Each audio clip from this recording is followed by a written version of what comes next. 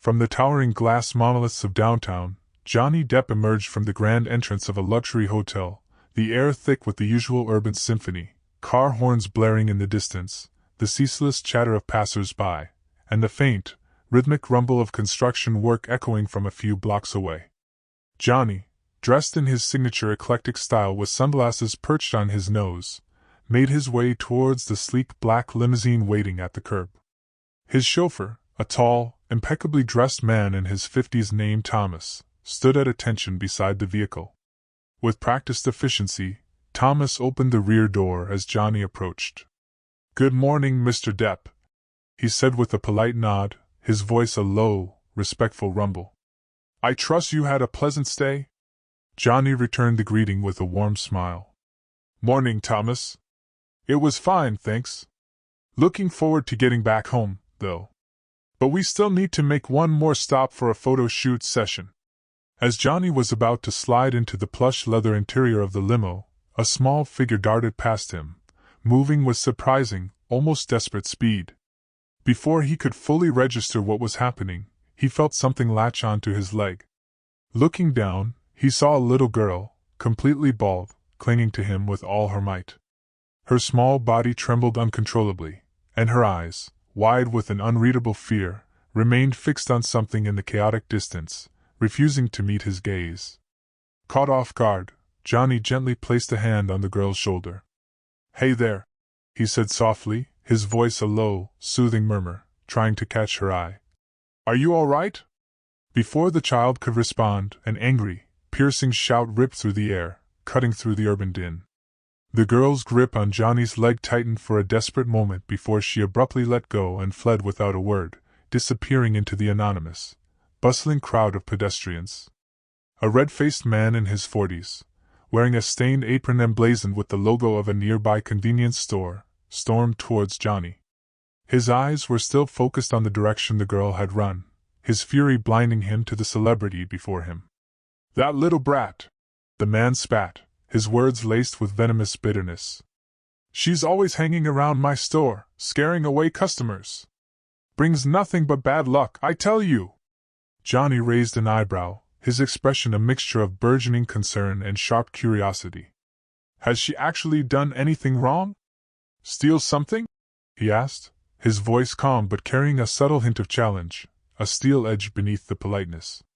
The store owner, still caught up in his indignant rant, continued oblivious. "No, she doesn't actually steal anything. She just strolls through the aisles, looking and touching everything. Always touching, never buying. It's unsettling, I tell you. My regulars don't like it, and neither do I. I think it's all part of her plan, biding her time until I let my guard down so she can steal something. She needs to learn to stay away from."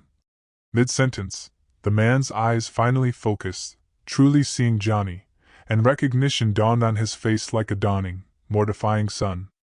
His anger evaporated instantly, replaced by a look of profound embarrassment and abject awe. Oh my God!"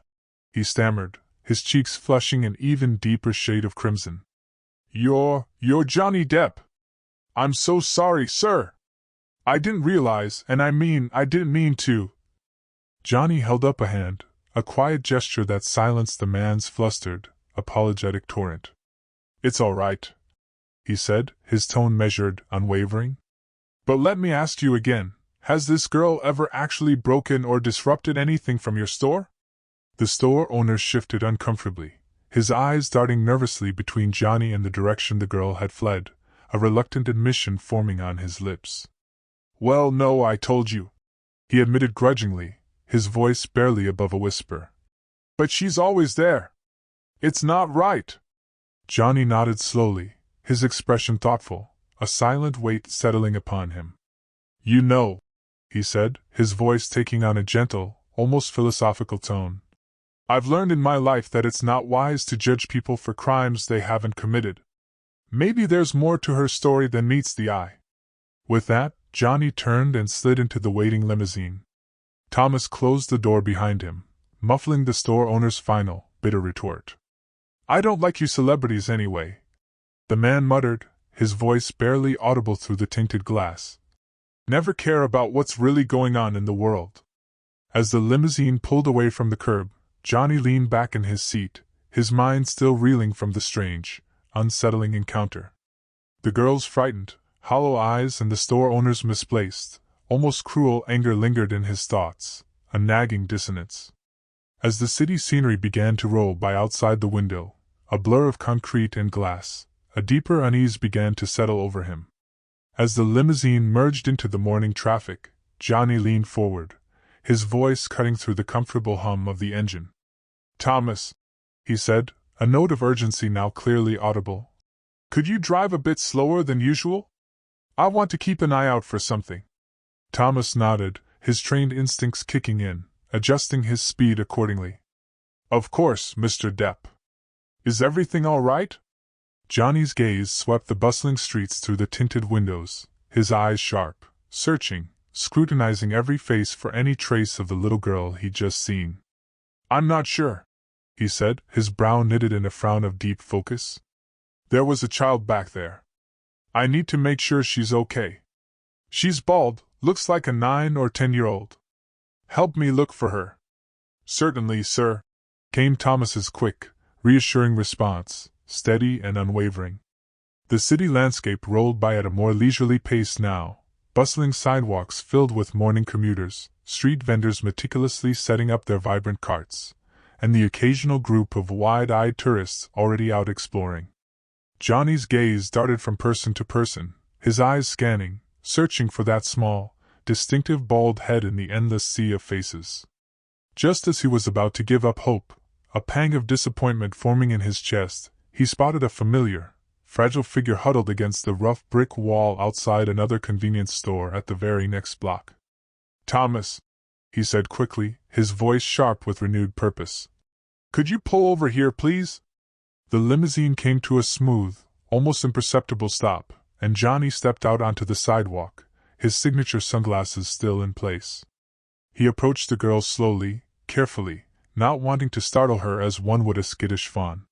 She sat on the cold ground, a small, worn paper cup extended in front of her, an unspoken plea for donations. Her posture spoke volumes of exhaustion and weary resignation, but as Johnny drew near, her eyes, impossibly, lit up with a flicker of recognition. Johnny crouched down to her level, his knees protesting slightly, offering a gentle, reassuring smile. "Hello again," he said softly. He reached into his wallet, pulling out several large bills, far more than any ordinary passerby would offer, and placed them carefully in her cup. The girl's eyes widened in profound, disbelieving awe at the generous donation, and without warning, she lunged forward, wrapping her thin arms around Johnny's leg once more. This time, however, the embrace was one of overwhelming joy and desperate gratitude rather than the raw, desperate fear from before. "Thank you," she exclaimed, her voice muffled against the expensive fabric of his pants. Then, looking up at him with unadulterated wonder in her eyes, a glimmer of childish fantasy breaking through the grim reality, she asked, "Are you Captain Jack Sparrow? Where's your ship?" Johnny couldn't help but chuckle, a genuine, warm sound that softened the harsh city air. The girl's innocence and unbridled enthusiasm, despite the stark sadness of her situation, warmed his heart, a surprising comfort in the midst of the urban desolation.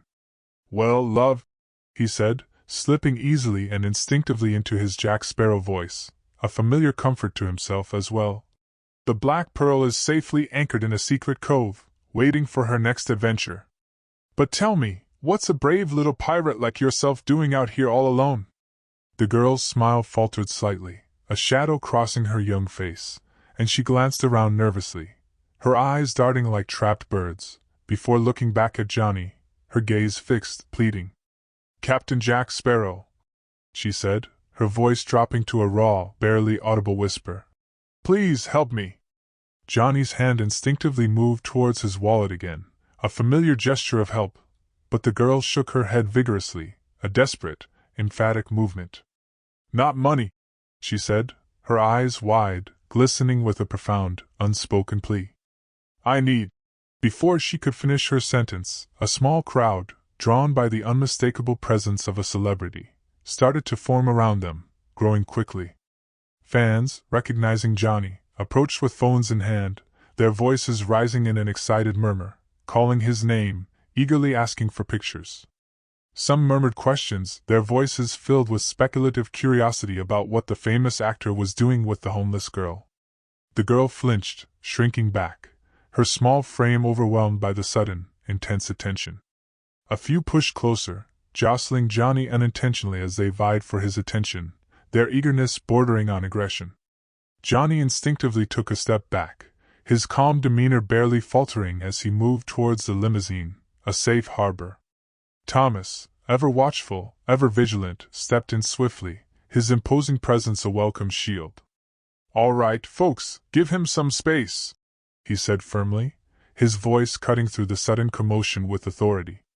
Guiding Johnny with a protective hand on his shoulder, he opened the limo door and ushered him inside with practiced ease, a silent promise of escape.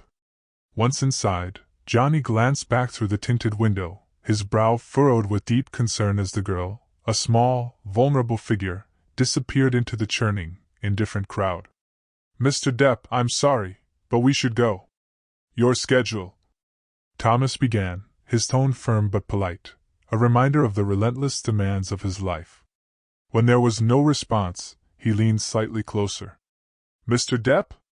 Johnny eventually turned away from the window, his expression distant and preoccupied, his mind still tethered to the image of the girl.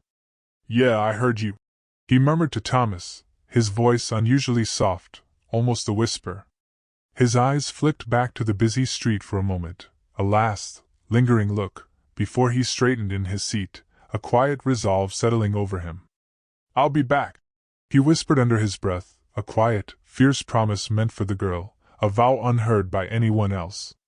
As he spoke, Thomas signaled the driver to merge into the relentless flow of traffic.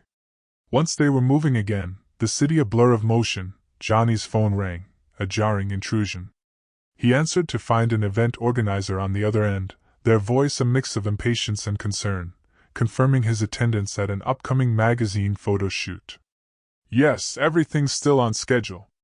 I'm on my way," Johnny assured them, his voice calm, even as his thoughts remained fixed on the small, vulnerable girl he'd left behind, a magnetic pull.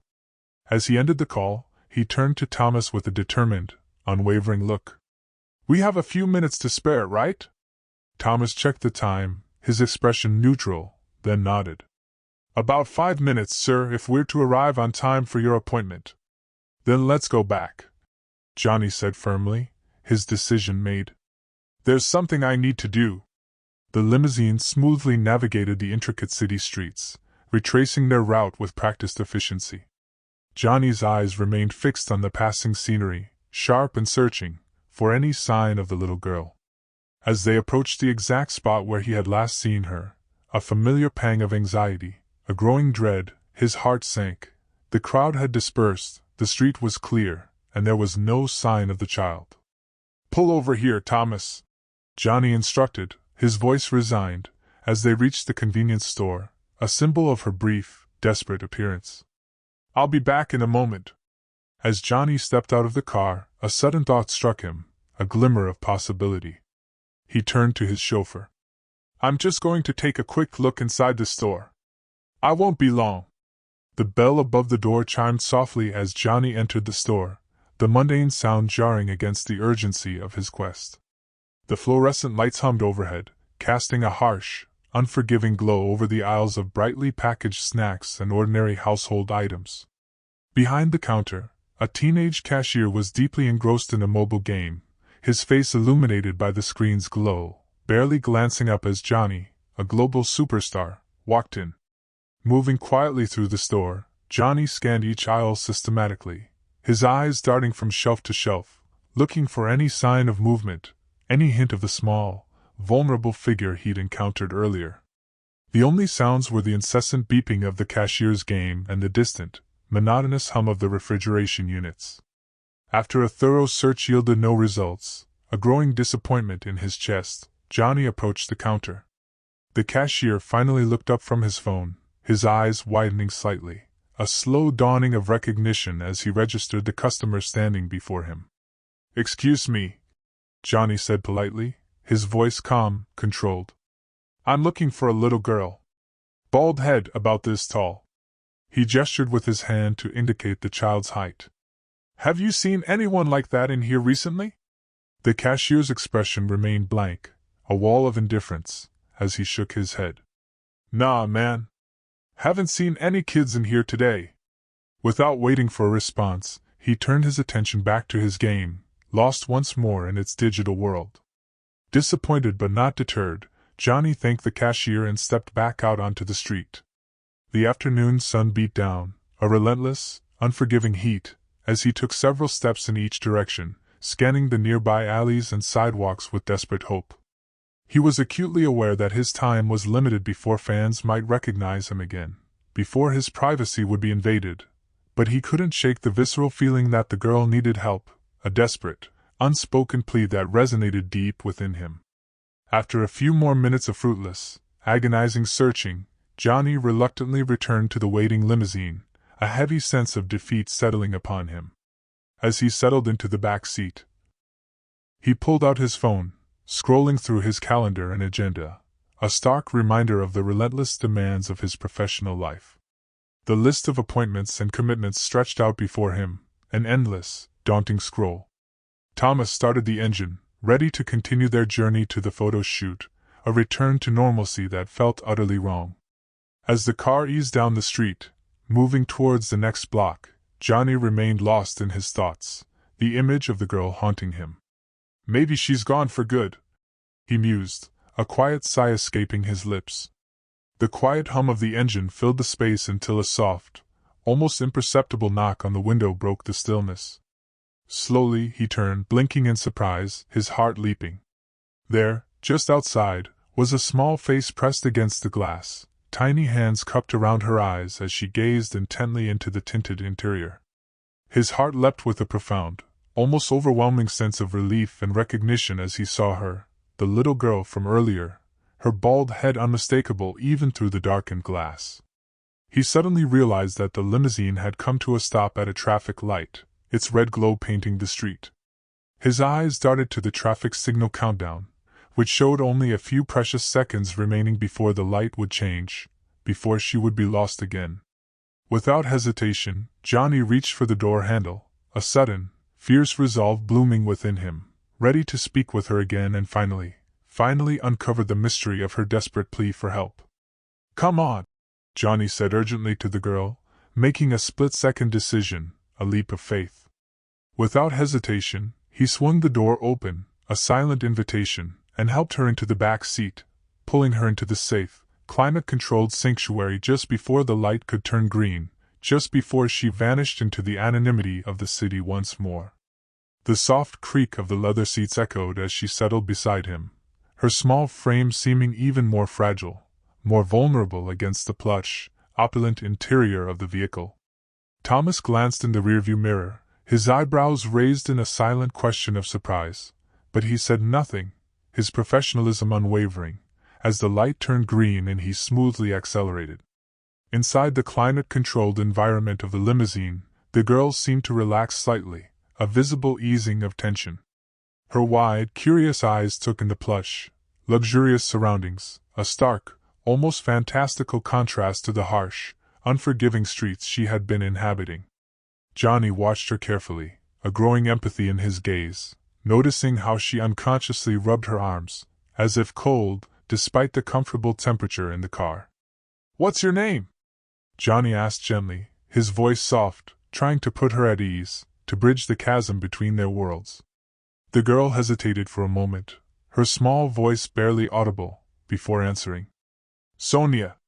"It's nice to meet you properly, Sonia," Johnny said with a warm, genuine smile. "Now, can you tell me what kind of help you need?" Instead of answering directly, Sonia pointed through the window to a crumbling, old building they were passing. Johnny followed her gesture and saw a large, faded sign that read orphanage on the front of the old, somewhat run-down structure. Before he could ask for clarification, a chilling understanding beginning to form in his mind, Sonia made another gesture, this time more personal, more troubling. She indicated her bald head, then, with a trembling hand, pulled up her sleeve, revealing a dark, concerning, almost sinister mark on her arm. "Please help, sir," she repeated, her voice trembling slightly, the plea carrying a new, profound weight with these visual clues. A knot, cold and tight, began to form in Johnny's stomach as he began to piece together the dire situation. Leaning closer, Johnny carefully studied the unsettling mark on Sonia's arm, his expression growing serious, grim, as he processed the implications of what he was seeing. The horrifying combination of her bald head, her pale, almost translucent skin, and the suspicious, ominous mark led him to a sobering, heartbreaking conclusion about her medical condition.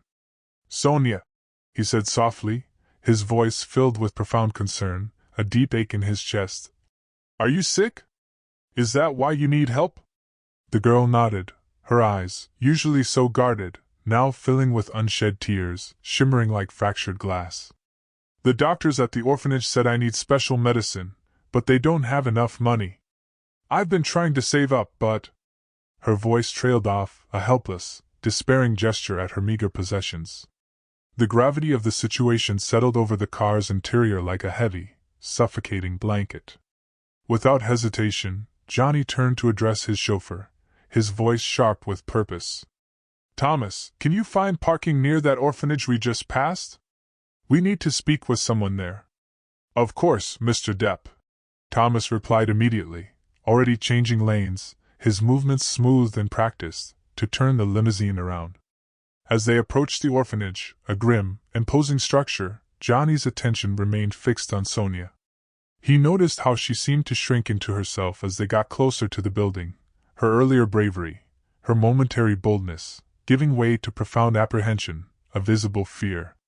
"It's going to be okay," Johnny assured her, placing a gentle, comforting hand on her shoulder. "We're going to figure this out together, all right?" Sonia nodded, managing a small, fragile smile that didn't quite reach her eyes, a glimmer of hope amidst the fear. The limousine came to a smooth stop in front of the orphanage, its imposing facade looming. Johnny helped Sonia out of the car, her small hand feeling impossibly fragile in his. As they approached the entrance, he noticed her steps becoming slower, more hesitant, each one an effort. The short flight of worn stairs leading to the front door seemed to loom before them like a daunting, insurmountable mountain. Just as they reached the bottom step, Sonia's legs gave out beneath her, a sudden, alarming collapse. Johnny instinctively reached out to catch her, his reflexes quick, but she was already losing her balance. His grip slowed her descent, preventing her from falling too quickly, but in a heart-stopping moment she tumbled the last few steps, her small body crashing onto the hard, unforgiving pavement below with a sickening thud. "Sonia!"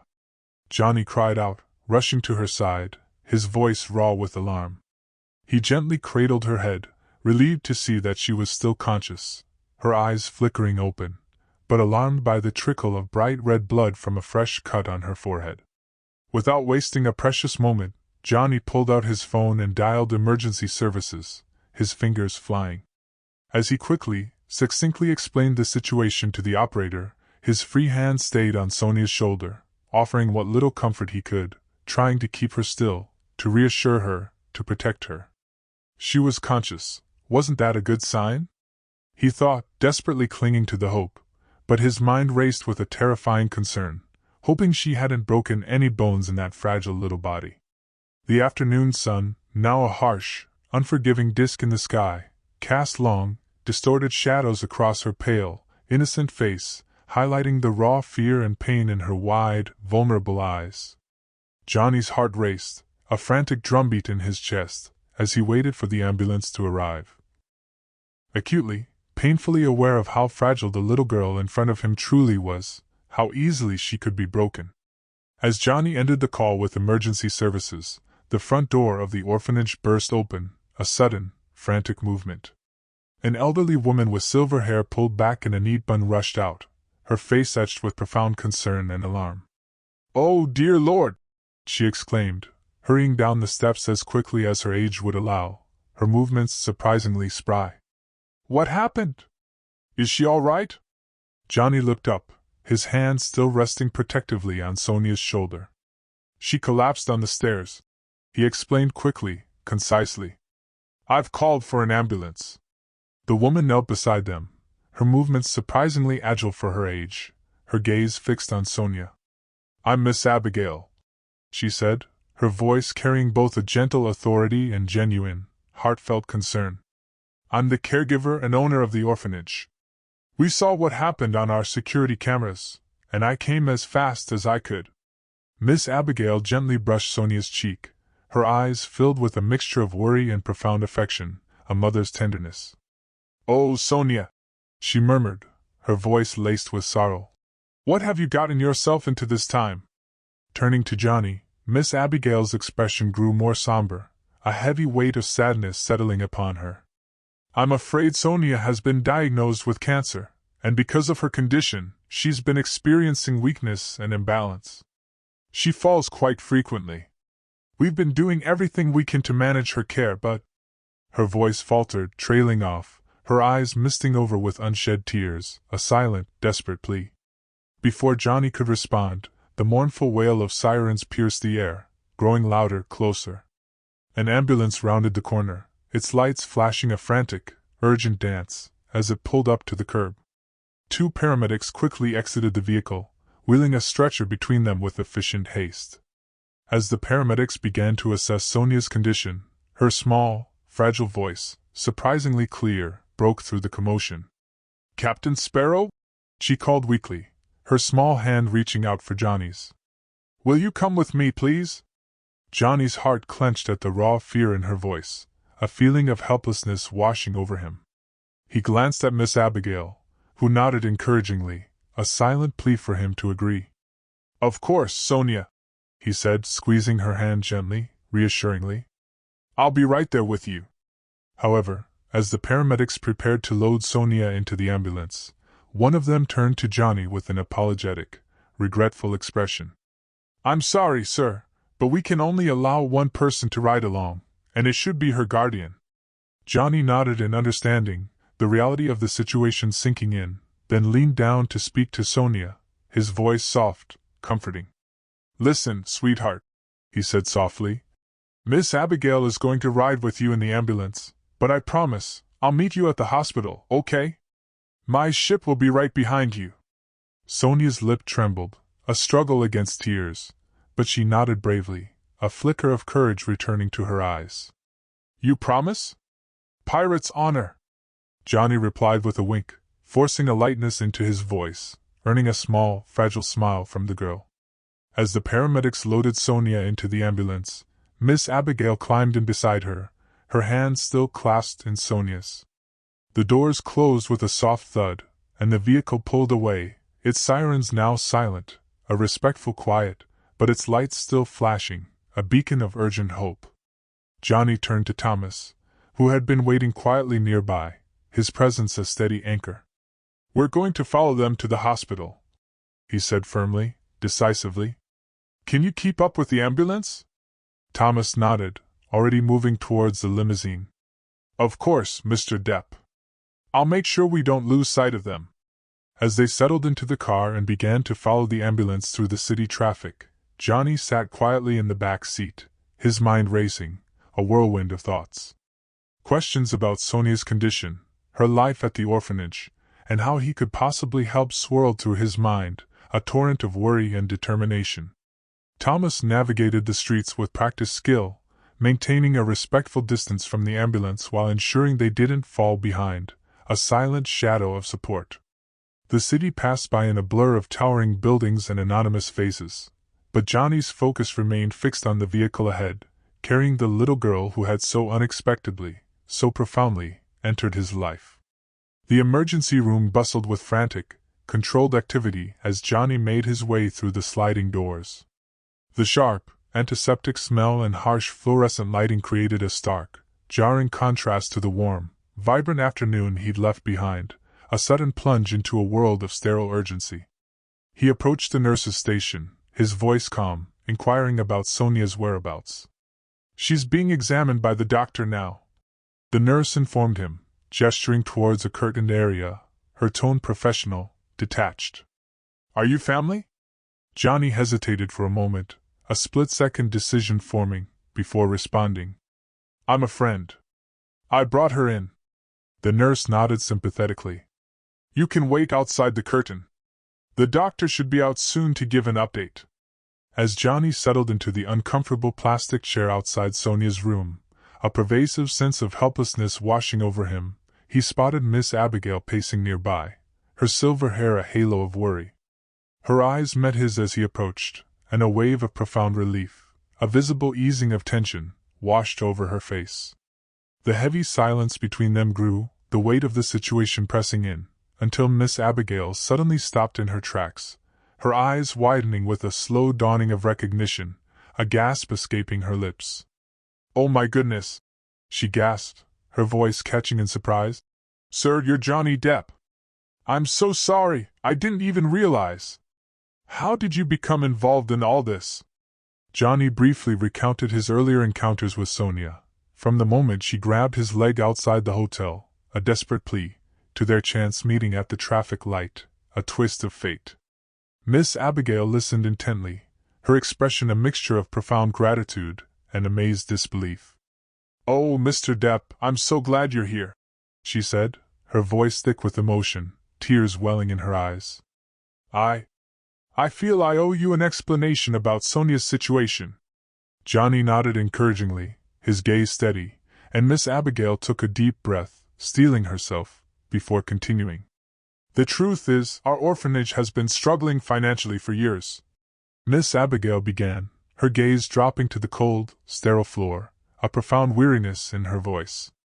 "We do our best to care for the children, but when Sonia was diagnosed with stage 3 malignant melanoma, we found ourselves completely out of our depth. The treatment she needs, it's far beyond what we can afford, and her condition has only worsened over the past year." Her voice trembled slightly as she continued, the words heavy with pain. "Sonia overheard the doctors discussing her condition. She knew how serious it was, and I think that's why she's been so reluctant to return to the orphanage lately. She's been begging on the streets, trying to save money for her own treatment." The revelation hit Johnny like a physical blow, a punch to the gut. Suddenly, Sonia's behavior, her mysterious presence in stores, her desperate, unspoken plea, all made tragic, heartbreaking sense. "That's probably why she was in those shops?" Johnny asked, more to himself than to Miss Abigail, a dawning understanding filling him. "She was seeking shelter from the sun?" Miss Abigail nodded, her expression heavy with profound sadness. "Yes, and trying to stay warm, the poor dear. I've received so many complaints from local store owners about her presence, but she never told us why she was really there. It's becoming harder to keep her inside the orphanage." Just as Miss Abigail finished her painful explanation, Johnny's phone began to ring, a jarring, unwelcome sound. "I'm sorry, I need to take this, Miss Abigail. We'll talk soon." He excused himself, stepping away, moving further down the sterile hospital hallway, carefully avoiding curious eyes and ears, searching for a quiet, private place to speak. After a moment of hesitant thought, he made a quick, decisive decision. "I'm sorry," he said, his voice steady but resolute, unwavering. "I won't be able to make it. There's been an emergency." The organizer's tone shifted from frustration to stunned disbelief. "An emergency, Mr. Depp? You said that everything was on schedule. This shoot has been planned for months. The contract clearly states so." "I understand," Johnny interrupted, his voice calm but resolute, unflappable. "And I'll accept whatever penalties are in the contract. But right now, there's something more important that needs my attention." Without waiting for a response, Johnny ended the call, a quiet click.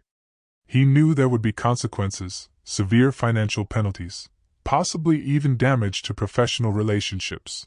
But as he looked back towards the curtained area where Sonia lay, a small, fragile figure, he knew with a profound, unwavering certainty that he had made the right choice, the only choice. Returning to Miss Abigail, Johnny found her wiping away tears, her face streaked with silent grief. "Mr. Depp," she began, her voice filled with overwhelming gratitude.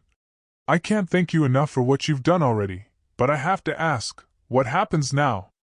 Johnny's gaze shifted from Miss Abigail to the curtain hiding Sonia from view, then back again, his eyes filled with a new, fierce resolve.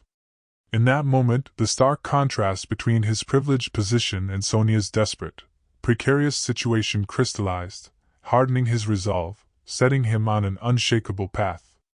"No," he said, his voice quiet but infused with fierce determination. "We make sure Sonia gets the treatment she needs. And while we wait for the doctor, tell me about your orphanage, Miss Abigail." Miss Abigail took a deep breath, her eyes steady but tinged with a profound exhaustion, a weariness that went bone deep. "The orphanage is called Hope's Haven," she began softly, her voice filled with a quiet despair. "We've been running it for over 20 years, but it's been getting harder with each passing year. It's located in the heart of the city, so the costs are overwhelming. Rent is high, and the space is limited. The building itself is old, no modern amenities, and it's been tough keeping it safe and comfortable for the children. We've had to make do with what we have, but it's barely enough. There's no room to expand, and with the rising costs of everything, it's been a struggle just to keep the doors open. Some of the staff, and even I, have to volunteer from our own pocket just to keep things running."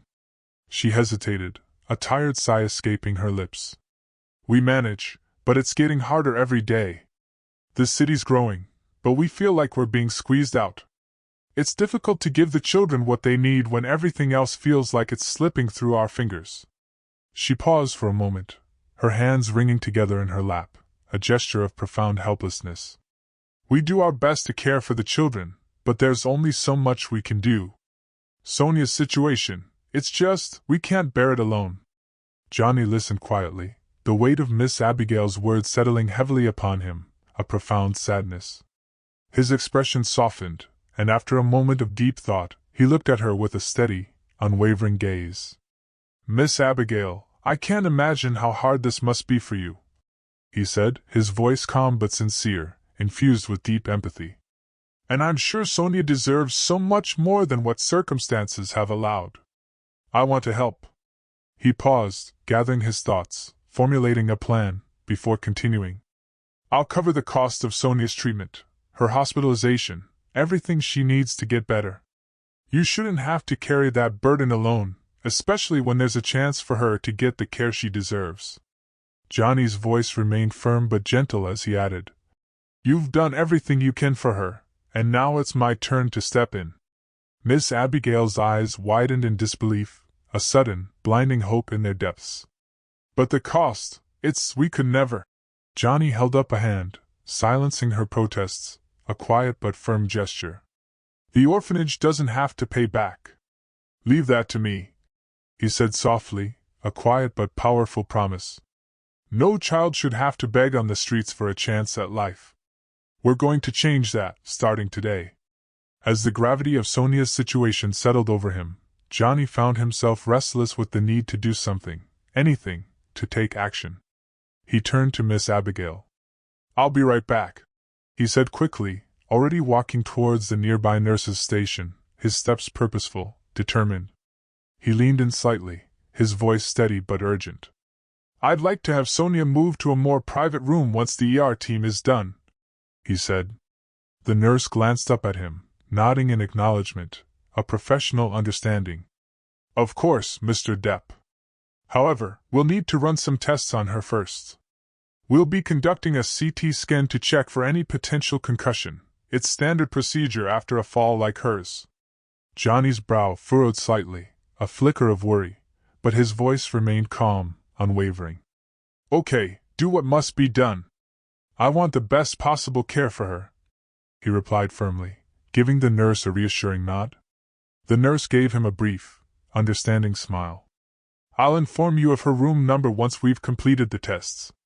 She turned back to her work, making a note in the chart before heading toward the ER curtain, her steps purposeful as she went to check on Sonia. As the nurse disappeared behind the curtain, Johnny's mind wandered briefly, a moment of respite from the urgency. He thought about how Sonia had been so brave, so resilient.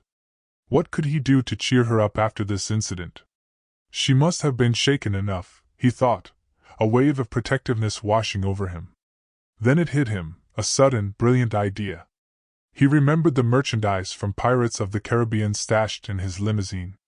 A small gesture, perhaps, but maybe it would bring a genuine smile to the little girl's face, something to brighten her spirits after everything she'd been through, a taste of magic. Johnny hurried outside the hospital, his footsteps quick, purposeful, as he made his way through the parking lot, his eyes scanning for the familiar silhouette of his limousine.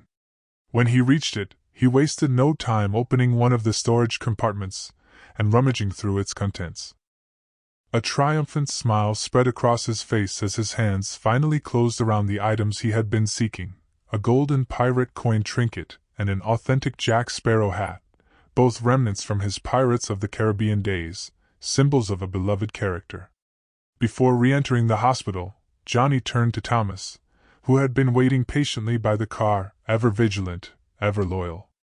"Thomas," he said, "I think I'll be staying here for the night. Why don't you take the limo back and bring my regular car tomorrow? No need to attract more attention than necessary." Thomas nodded in understanding, his expression unreadable. "Of course, Mr. Depp. Shall I bring anything else for you in the morning?" Johnny thought for a moment, a new plan forming. "A change of clothes would be great. And maybe some books or games for kids. I have a feeling we might need them." With a final nod, Thomas drove off, leaving Johnny to make his way back to the hospital, his arms laden with unexpected treasures. As he entered the lobby, Johnny spotted a DVD vending machine, its colorful display a beacon of distraction. His face lit up as he saw Pirates of the Caribbean among the available titles, a perfect addition to his evolving plan. The machine whirred softly as it processed his payment and dispensed the movie, adding another element to his growing arsenal of cheer. He walked back to the ER, only to find it eerily empty, the soft hum of the hospital filling the silent space. Frowning slightly, he made his way to the nurse's station, a quiet uncertainty in his movements. After a brief pause, he asked, "Where have they relocated Sonia?" The nurse looked up from her paperwork, her face brightening. "Oh, Mr. Depp," she said, offering a quick, professional smile. "She's been moved to room 207. Miss Abigail should be there. You can head up now." "Thank you." Johnny nodded, a profound sense of relief washing over him, and he made his way down the corridor towards Sonia's new room, the pirate hat and coin clutched tightly in his hand. As he approached, he saw Miss Abigail engaged in conversation with the doctor outside the room.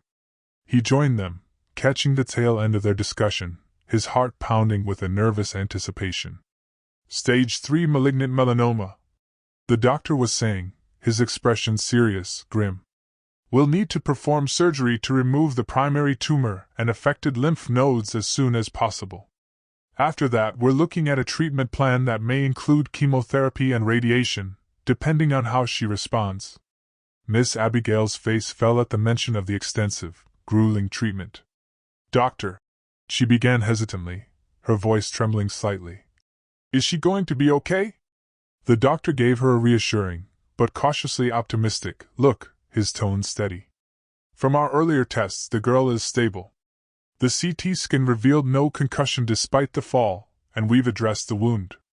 I believe she's in the best condition possible for the procedure. Of course, there's always risk with surgery." He paused, his gaze softening. "But we'll do everything we can.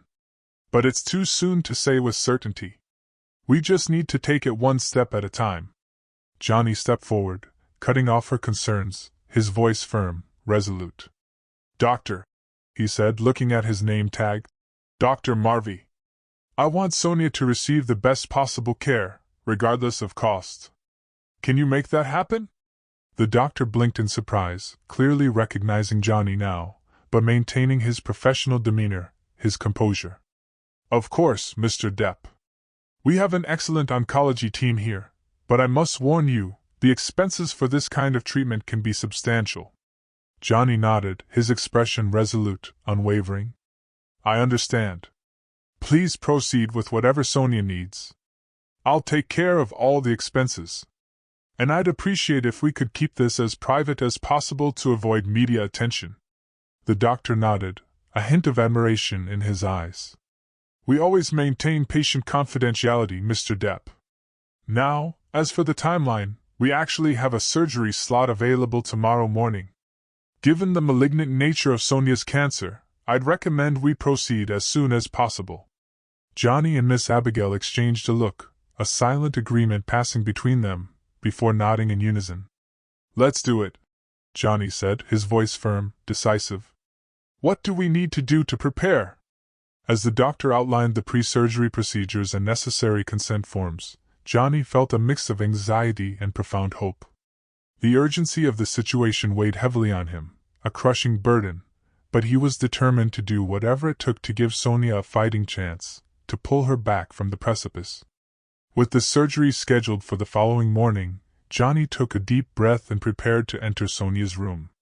He clutched a pirate hat and coin in one hand, the DVD in the other, hoping these small tokens, these symbols of magic, might bring some comfort to the scared little girl. As he took his seat next to her bed, Sonia's eyes, though still clouded with fear, lit up at the sight of him. She was propped up in the hospital bed, looking impossibly small and fragile against the stark white sheets, but her smile, though weak, was bright, genuine. "Captain Sparrow!" she exclaimed weakly, her voice filled with genuine joy, a spark of life. Johnny smiled warmly, settling into the chair beside her bed. "Hello there, young pirate," he said, slipping easily into his Jack Sparrow voice, a familiar comfort. "I hear you're about to embark on quite the adventure." Sonia's smile faltered slightly, fear, a cold, insidious tendril, creeping into her eyes. "The doctor said they need to do surgery," she whispered, her voice trembling. "I'm scared. I'm not as brave as you, Captain Sparrow." Johnny leaned in, his voice gentle but firm, resolute. "Now listen here, love. Being brave doesn't mean you're not scared. It means doing what needs to be done, even when you are scared. And from what I've seen, you're one of the bravest pirates I've ever met." He reached out, taking her small hand in his, a reassuring warmth. "The doctors are going to help you, Sonia. They're going to fight this sickness inside you, just like we fight sea monsters in our adventures. And when it's all over, you'll be ready for new adventures. What do you say, are you ready to be brave?" Sonia hesitated for a moment, her small face a mask of internal struggle, then nodded, a determined look settling on her face, a flicker of courage. "I'll try, Captain Sparrow. I promise." Johnny smiled, giving her hand a gentle squeeze. "That's my girl. Now I brought you something special." With a flourish, he presented the pirate hat, gently placing it on Sonia's head.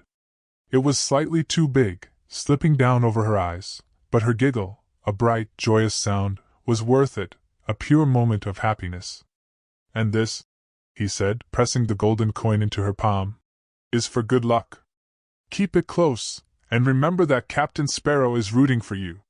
Sonia's eyes widened as she examined the coin, turning it over in her hands with wonder, a precious treasure. "It's beautiful," she whispered. Just then, Miss Abigail entered the room, followed by a nurse pushing a small TV on a cart. "Look what Mr. Depp arranged for us, Sonia," Miss Abigail said with a smile, her voice filled with warmth. "We're going to have a movie night." As the nurse set up the TV, Johnny turned to Sonia with a conspiratorial wink. "How about we watch some real pirate adventures?" he asked, holding up the DVD, a promise of escape.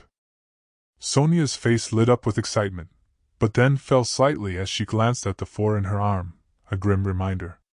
"But I'm not allowed to eat anything before the surgery," she said sadly, her voice small. Johnny didn't miss a beat, his quick wit at the ready. But that's part of the adventure," he exclaimed. "You see, in this movie, there are times when even Captain Sparrow goes hungry. It's all part of being a true pirate. What do you say, we brave it together?" Sonia giggled, a genuine, joyful sound, and nodded, her earlier fears momentarily forgotten in the excitement of the impromptu movie night. As the opening credits began to roll, Johnny settled back in his chair, grateful for this moment of normalcy amidst the chaos of the day. He watched as Sonia became engrossed in the film, her eyes wide with wonder at the swashbuckling adventures on screen, lost in a world of fantasy. Midway through the movie, Johnny leaned in close to Sonia, his curiosity getting the better of him. "Sonia," he asked gently, "can I ask you something?" Why did you keep going into those stores if you weren't buying anything? Sonia tore her eyes away from the screen, her expression suddenly serious, a flicker of vulnerability. It was always my dream to eat those snacks, she admitted quietly, her voice barely a whisper. We rarely get treats like that at the orphanage. Just being there, seeing all the colorful packages, it made me feel like I could have a normal life someday. She paused, a small, wistful smile playing at her lips. Plus, the air conditioning felt nice, and it was good to get out of the sun. My skin didn't itch too much, at least until the owners got mad and chased me out. Johnny felt his heart constrict at her words, a profound sorrow filling him. He was amazed by the simple, poignant dreams of this brave, resilient little girl.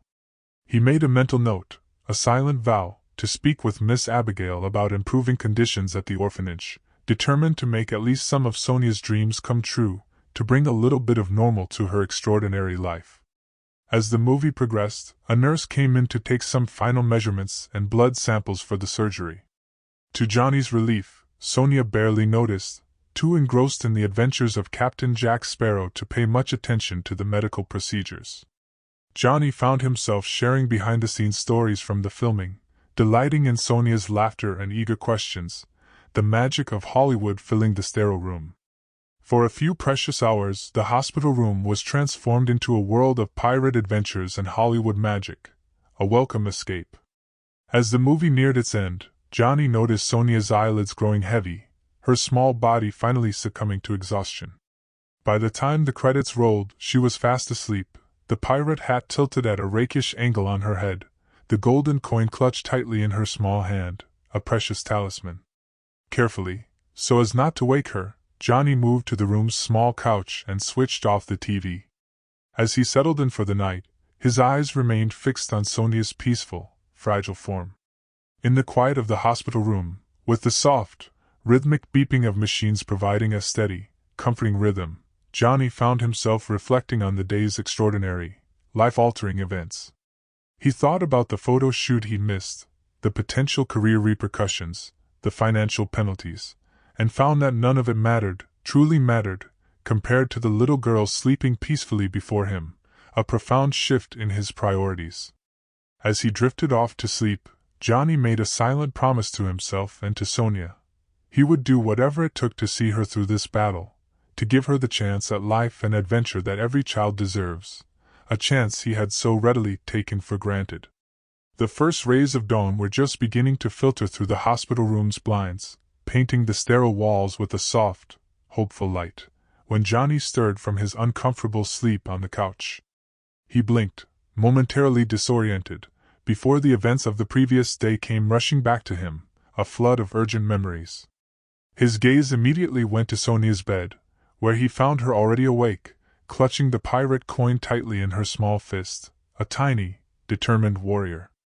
"Good morning, Captain Jack," Sonia said softly, a brave smile trembling on her lips, despite the fear evident in her eyes. Johnny quickly moved to her bedside, gently adjusting the Jack Sparrow hat that had slipped askew during the night, a small act of comfort. "Good morning, my brave little pirate," he replied warmly, his voice infused with tender reassurance. "Ready for your big adventure today?" Before Sonia could answer, the door opened, and a team of medical professionals entered the room, led by Dr. Marvey, a renowned oncologist with kind eyes and a reassuring, compassionate demeanor. They began the final, meticulous preparations for Sonia's surgery. As the team checked vital signs and reviewed the procedure one last time, Miss Abigail arrived, slightly out of breath from her early morning rush to the hospital, her face etched with worry. She immediately went to Sonia's side, taking the girl's free hand in hers, a comforting presence. "Good morning, sweetheart," Miss Abigail said, her voice filled with a mix of concern and profound encouragement. "Dr. Marvey is going to take very good care of you today. Do you remember what we talked about?" Sonia nodded, her grip tightening on both the coin and Miss Abigail's hand, a silent plea for strength. "They're going to make me sleep, and then they'll take out the bad stuff in my body," she recited, her voice small but steady, a testament to her courage.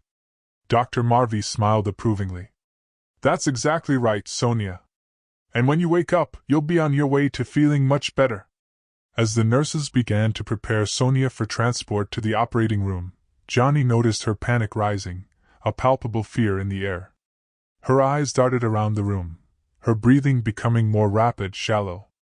Without hesitation, he stepped closer, taking her hand from Miss Abigail, anchoring her. "Hey there, First Mate Sonia," he said softly, using his Jack Sparrow voice, a familiar comfort. "Remember what we talked about last night? About being brave?" Sonia nodded, her eyes locked on Johnny's face, drawing strength from his gaze. "Well, this is your chance to show just how brave you are," he continued, his voice firm, encouraging. "And do you know what? I'll be right here waiting for you when you wake up, just like a faithful captain waiting for his first mate to return from a dangerous mission. What do you say, sir?" Sonia took a deep breath, visibly calming herself, her small shoulders relaxing. Aye, Captain," she whispered, managing a small, brave smile. As the nurses began to wheel Sonia's bed out of the room, Johnny walked alongside, maintaining a steady stream of pirate-themed encouragement, his voice a comforting presence. He carried the hat and coin, promising to keep them safe until she returned, a symbol of their bond. At the operating room doors, Sonia's fear resurfaced, a sudden, overwhelming wave. She reached out for Johnny, her small hand trembling, desperate. Johnny knelt beside her gurney, speaking softly, urgently. "You've got this, Sonia," he said, his voice filled with unwavering conviction. "Captain Jack Sparrow believes in you. And when you wake up, we'll have more adventures together. I promise." Sonia's grip on his hand loosened as the pre-surgery medication began to take effect, pulling her into a drowsy haze.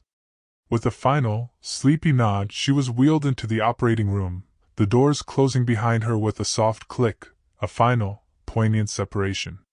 Johnny stood there for a moment, staring at the closed doors, a profound sense of helplessness washing over him, before turning to Miss Abigail. They shared a look of nervous anticipation, a silent prayer, before making their way to the waiting area, a place of anxious hope.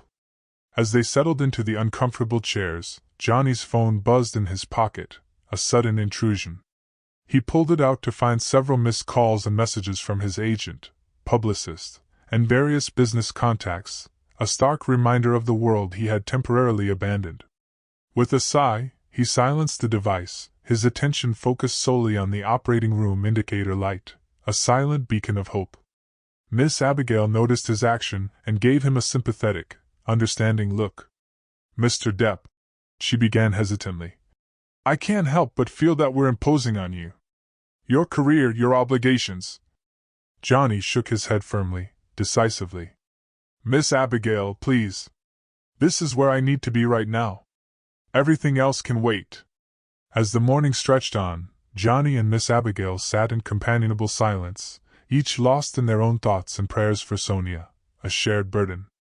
The waiting room slowly filled with other anxious families, creating a shared atmosphere of hope and fear, a silent communion of worry. Hours passed, marked only by the relentless ticking of the wall clock and the occasional, hushed updates from passing nurses. Johnny found himself pacing the small area, his eyes constantly drawn to the operating room doors, willing them to open with good news, a desperate, silent plea. Finally, after what felt like an eternity, Dr. Marvey emerged, still in his surgical scrubs, his face tired but wearing a cautiously optimistic expression, a harbinger of hope. "The surgery was successful," he announced, his voice carrying a profound note of relief.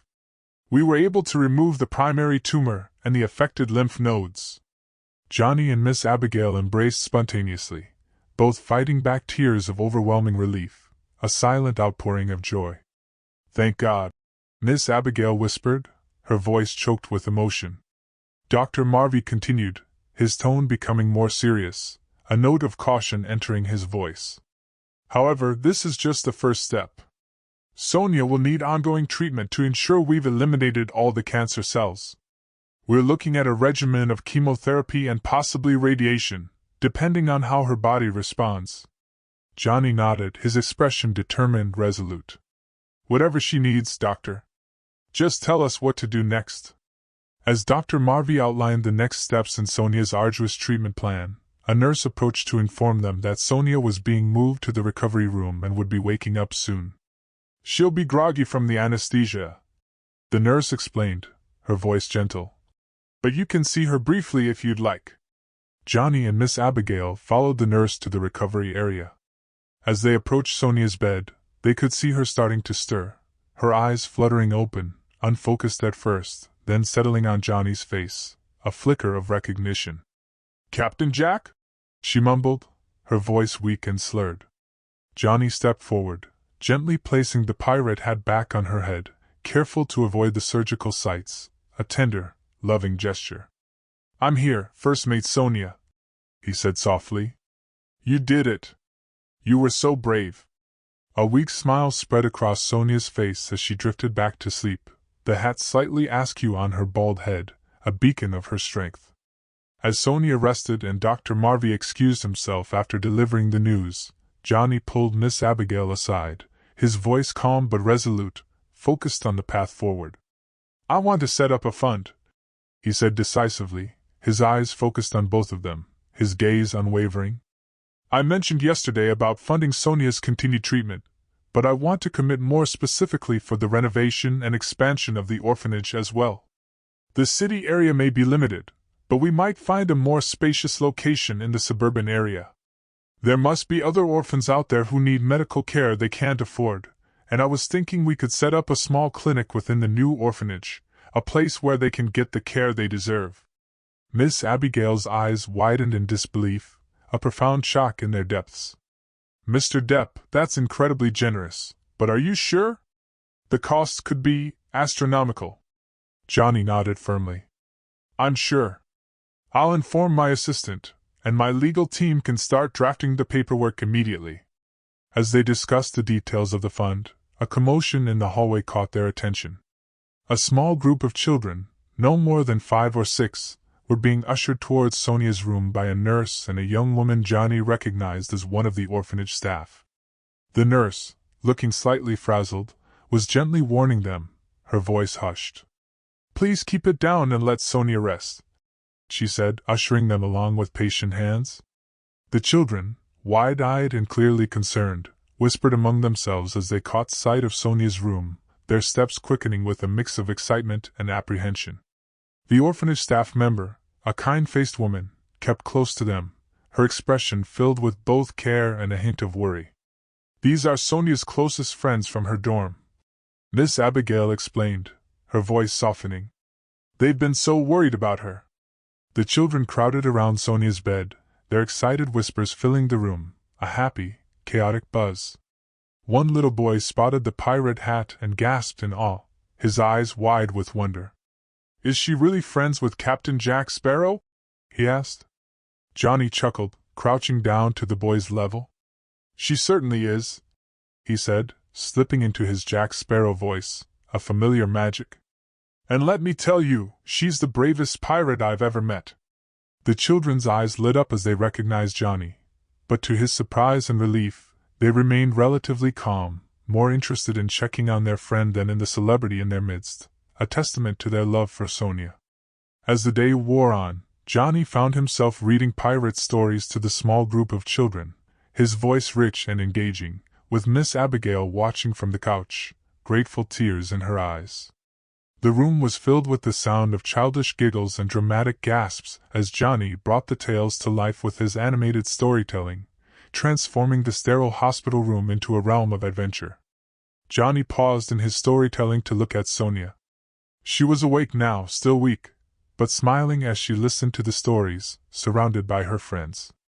The golden coin rested on her bedside table, catching the last rays of sunlight, a silent symbol of the unexpected friendship that had blossomed in the most unlikely of circumstances. In that moment, Johnny felt a profound sense of purpose, a deep, unwavering conviction. He knew that his life had changed irrevocably since that chance encounter outside the hotel, a pivotal moment. There would be challenges ahead, Sonia's ongoing treatment, the daunting task of setting up the fund, balancing his career with his new commitments, but he was ready to face them all, resolved and determined. As he resumed the story, Weaving tales of brave pirates and grand adventures, Johnny silently renewed his promise to Sonia and the other children. He would use his resources and influence to make a difference in their lives, to give them the chance at health, happiness, and adventure that every child, regardless of circumstance, truly deserves. The hospital room, once a place of fear and uncertainty, had transformed into a haven of hope and new beginnings. And as Johnny looked around at the smiling faces of the children, bathed in the soft glow of the setting sun, he knew that this was just the beginning of a new, meaningful chapter in all their lives, a story of unexpected grace and profound transformation.